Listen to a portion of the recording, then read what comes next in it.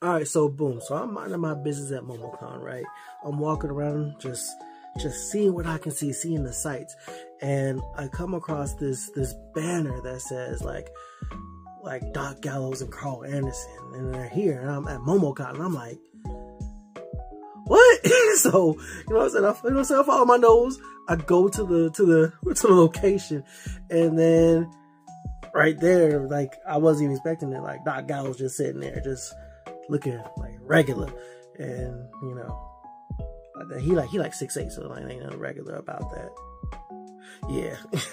So I go up to him as friendly as I can be, and you know, he's as nice and friendlier than I was, and he said like he'd be free to do an interview. So he said like, yeah, come back in about an hour or so. I'm doing something, but come back here. So I'm like, bet. So I like impromptu tried to get my stuff together, and we sat down. We had the interview, and it was a good time. Like honestly, it was one of the best parts of Momocon for me this year. And I wasn't even expecting it. I just prepped no questions. I didn't do no for like extra research. I didn't have to do like so much because I was already a wrestling fan or whatever. I knew who he was, but still, you know what I mean. But super nice guy. Like really enjoyed talking with him. And you know what I'm saying? Like, Doc, if you see this again, if you wanna run it back, you know what I'm saying? We can. Like off camera, we talked for about 20-30 minutes after the camera went off. Like, that's how likable of a guy he is. So I appreciate you for your time. I'd like to thank Momocon, as I do in these things, for the opportunity. And without further ado, like, interview with Doc Gallows.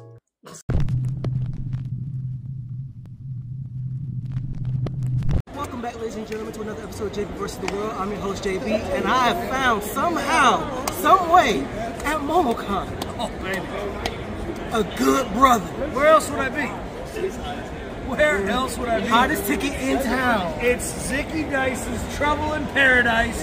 Find him on twitch.tv/Zicky Dice. He's the man. He's a friend of the Good Brothers. He's a good brother. I'm here to support him. I normally got my interview stuff on, but it's like, this is crazy. All right, first of all, we're in the moment. We are absolutely in the moment. All right, so first things first. Man, what brings you here? So I am a Georgia resident. Okay. I love to support the cons when I can. I was away in WWE for a while, so I wasn't necessarily allowed to run out and do that, but we promote wrestling here in Georgia. June the 14th, Dublin, Georgia. My own Lariato Pro, myself, my tag team partner, Machine Gun Carl Anderson, Matt Hardy, QT Marshall from AEW, John Schuyler from TNA, a whole host of others. Get your tickets at www.dlpwg.com. But this interview is about Momocon. Momocon looks to be bigger than ever. It's Thursday. It's the opening day. You don't see a crowd like this on opening day. It was huge today. They were rocking, they were loud, they were excited. What do you think? And it's gonna get bigger. Like, we're here now. You gotta kind of scoot a little bit to kind of navigate through. As Friday and Saturday come, we're gonna be bumper to bumper in here. Oh my God, Friday and Saturday are gonna be insane. Absolutely. So let me ask you, what got you started in wrestling? Like, what was your origin story there? I've told this story before and it doesn't change. I was 8 years old when Saturday morning cartoons ended. I left the channel on USA and I saw Jake Roberts hook a DDT. 1, 2, 3, and he pulled out a giant 8-foot python and he dropped it on the guy laying on the ground, and I said, I have to do that. I was hooked. All right.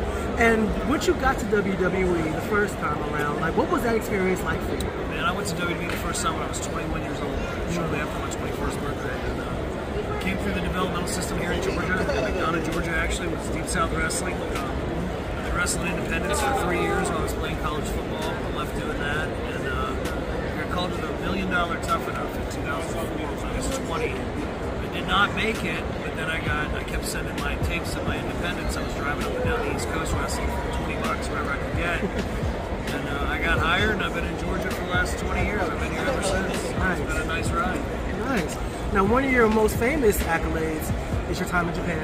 Yep. Bullet Club. What was that like, being over there, foreign land, you don't speak the language, and you're just going from town to town, and you're dealing with those wrestlers that different style? I felt like, and to be at the ground floor of something like Bullet Club, you know, undeniably changed the history of wrestling, the course of wrestling. There'd be no AEW if it wasn't a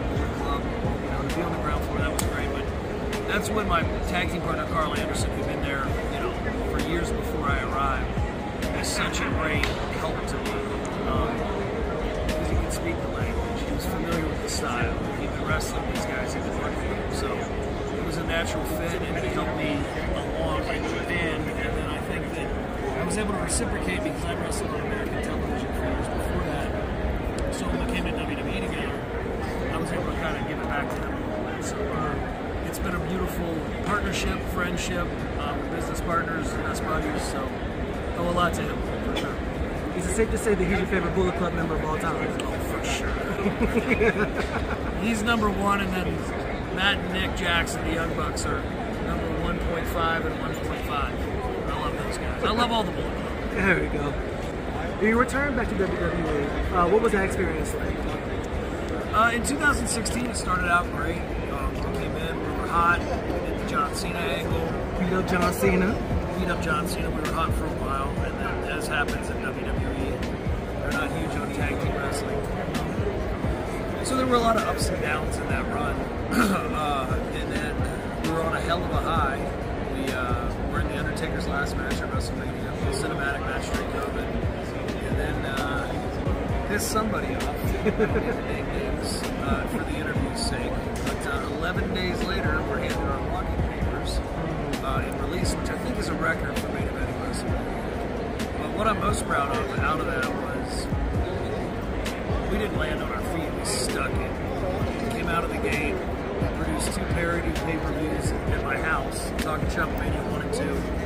Box office success. They were on real pay-per-view worldwide. They were on Fight TV, which is now Triller. During that time, we signed with TNA Wrestling. Had a huge buy rate on our first anniversary. So it was kind of our middle finger back in WWE at the time. And I think that parlayed into why this last time in WWE went the way that it did. It felt a little bit like a punishment for some of our past actions, but you can't lay down and die, you gotta swing back. Exactly. I mean, you recently released. Like, I see you're here now. Oh, yeah. What's next? And we're everywhere. Our 90-day no-compete clause was up May the 9th at midnight that day. We appeared for New Japan Pro Wrestling, Ontario, California, reunited with the Young Bucks on the NJPW Resurgence pay-per-view. Drove straight to LAX, hopped on a red-eye, flew into Toronto, Maple Leaf Pro Wrestling pay-per-view. Our friend, ex-boss Scott DeMore, put on a hell of a show there for Maple Leaf Pro. We're back there July the 5th in Montreal for a big show. Last week, this past Friday, what are we at? Today's Thursday. This past Thursday, I ran one of my Lariato Pro Wrestling shows in my hometown in Jackson, Georgia, a fundraiser for the community. Great show. Machine Gun Carl Anderson was there. Billy Gunn made a surprise appearance.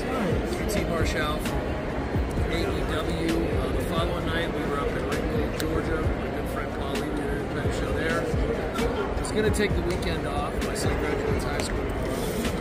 But Sunday, we'll be in Winston-Salem, North Carolina for AML. And then next week, I go down to Puerto Rico to re-enter the World Wrestling Council with the Colon family.